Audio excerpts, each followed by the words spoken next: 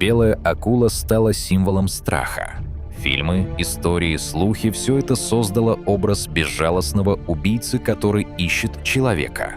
Но правда сложнее. Человек – не ее естественная добыча. Большинство атак – это ошибки, проверка. Один укус, и акула часто уплывает. Но проблема в том, что даже один укус может быть смертельным.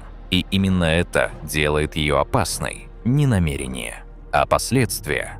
Мы привыкли считать себя вершиной эволюции, хозяевами планеты, покорителями космоса. Но здесь, в мире, где нет твердой почвы, наши правила не работают. Перед тобой существо, которое видело расцвет и падение динозавров. Оно пережило 5 великих вымираний, ледниковые периоды и дрейф континентов, практически не изменившись. Большая белая акула. Она не плывет, она скользит, словно призрак, нарушающий законы физики. Огромная тяжелая тень весом в 2 тонны движется с грацией падающего листа. Черный глаз, лишенный зрачка, кажется порталом в пустоту. В этот момент время замирает, твой пульс замедляется.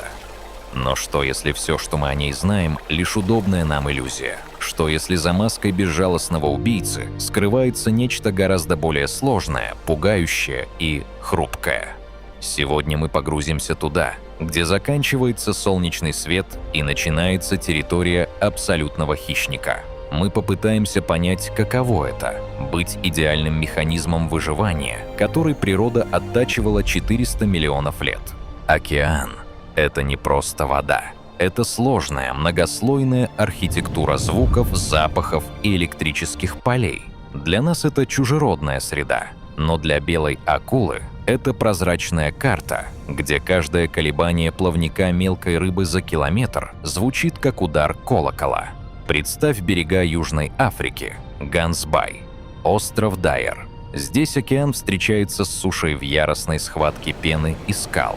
Вода ледяная, насыщенная планктоном и кровью.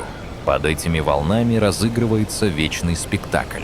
Скалистые выступы дна создают лабиринты, в которых свет и тень играют в прятки.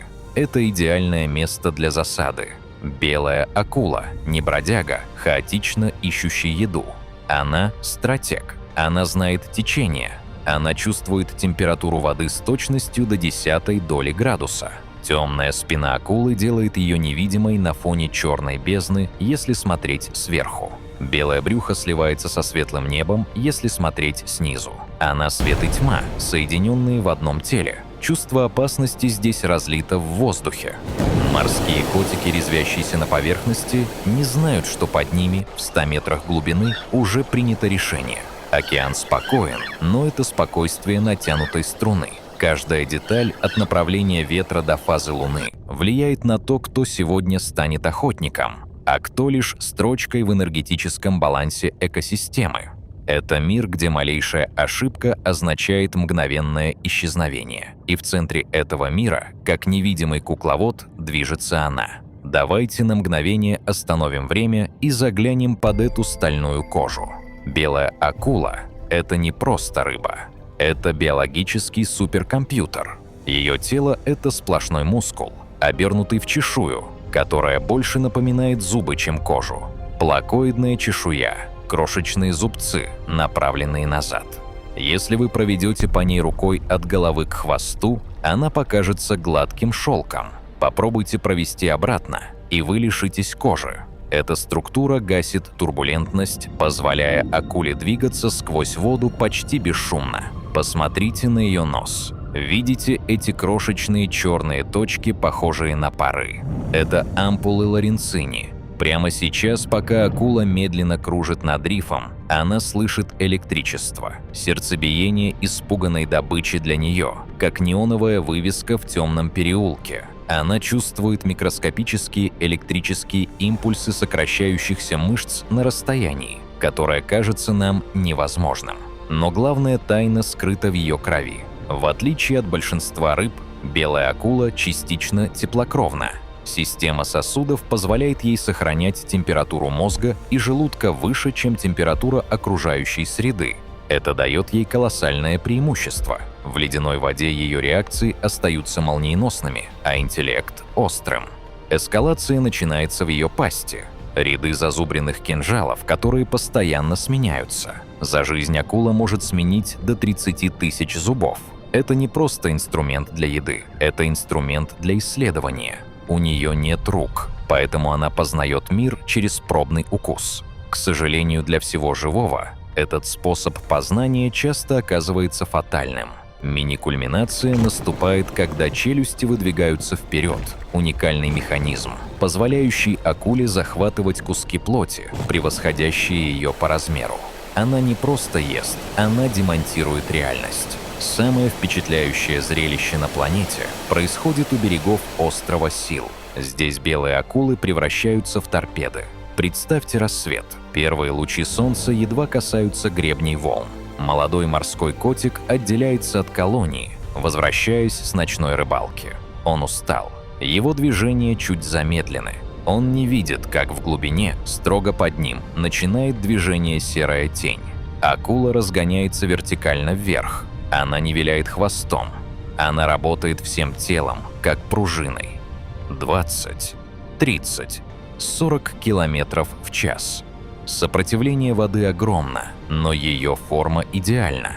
За долю секунды до контакта она закатывает глаза назад, защищая их белой пленкой. Она действует вслепую, полагаясь только на электрорецепцию. Удар. 1000 килограммов живой массы вылетает из воды на 3 метра в высоту. Котик оказывается в воздухе вместе с хищником. Это высшая точка охотничьего мастерства. Всплеск, пена, и тишина возвращается. Интересно, задумывались ли вы, почему этот зверь вызывает у нас такой первобытный ужас? Возможно, дело в том, что в ее мире нет места жалости или сомнениям. Она воплощение чистой функции. Напишите в комментариях, какое чувство у вас вызывает этот прыжок. Восхищение мощью природы или страх перед ее безжалостностью. Если первая атака не удалась, акула не сдается. Начинается изматывающая погоня. Она использует свою выносливость, заставляя жертву терять кровь и силы. Кульминация наступает в момент так называемого спокойного поедания. Акула никуда не торопится. Она знает, что океан уже забрал свою дань. Долгое время мы считали их одинокими машинами, управляемыми только инстинктами. Но последние исследования рисуют совершенно иную картину. Белые акулы обладают сложной социальной иерархией.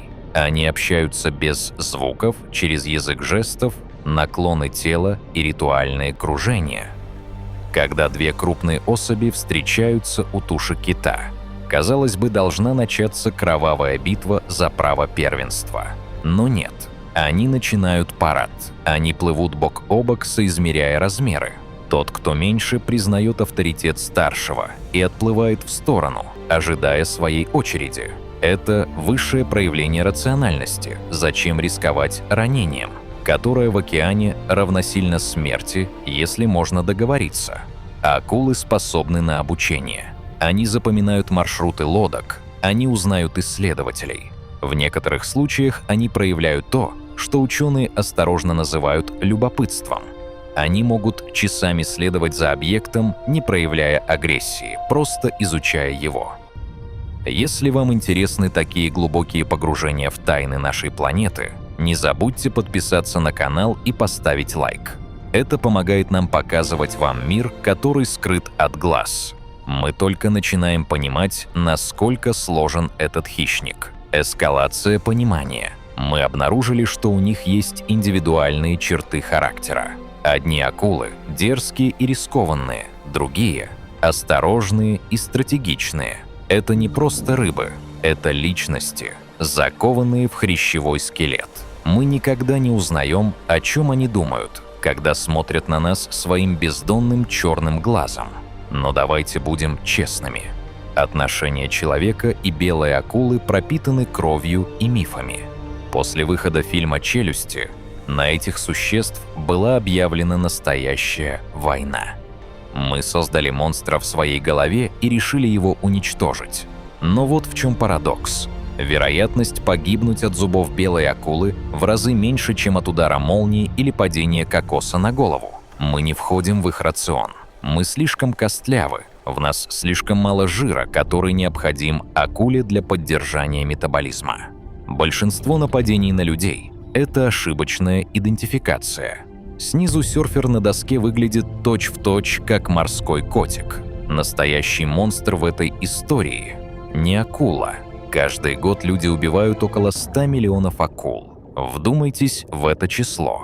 Пока вы смотрели эту часть видео, погибли тысячи особей. Мы уничтожаем то, чего боимся, не понимая, что рубим сук, на котором сидим. Это еще не все. Исчезновение белой акулы как верховного хищника вызовет эффект домино. Популяция котиков взорвется, они уничтожат запасы рыбы, и океан превратится в мертвую пустыню. Мы стоим на пороге момента, когда тень, скользившая в глубине миллионы лет, может навсегда раствориться в небытии. И это пугает гораздо сильнее, чем любые зубы. Океан постепенно забирает свои секреты обратно. Большая белая акула уходит на глубину, оставляя за собой лишь едва заметный след на поверхности. Мы посмотрели в ее глаза и увидели там не ярость, а отражение вечности. Этот хищник – напоминание нам о том, что Земля принадлежит не только человеку. Она принадлежит древним силам, которые были здесь задолго до нас и, если мы будем мудры, останутся после. Белая акула – это страж баланса, живой замок на дверях, за которыми скрывается хаос океана. Философский вопрос, который остается открытым. Готовы ли мы делить планету с теми, кого не можем приручить? Способны ли мы уважать силу, которая не служит нашим интересам? Возможно, наш страх перед ними – это просто признание нашей собственной уязвимости. В мире, где все контролируется технологиями, белая акула остается последним диким пределом. И пока она патрулирует свои владения в синей бездне, мир остается живым. Если этот рассказ заставил вас иначе взглянуть на хозяина океана, поддержите это видео лайком. Это маленький жест, но он важен для того, чтобы такие истории продолжали звучать. Подписывайтесь, если хотите исследовать самые темные и прекрасные уголки нашей планеты вместе с нами. Делитесь своими мыслями в комментариях. Берегите океан. Он помнит все.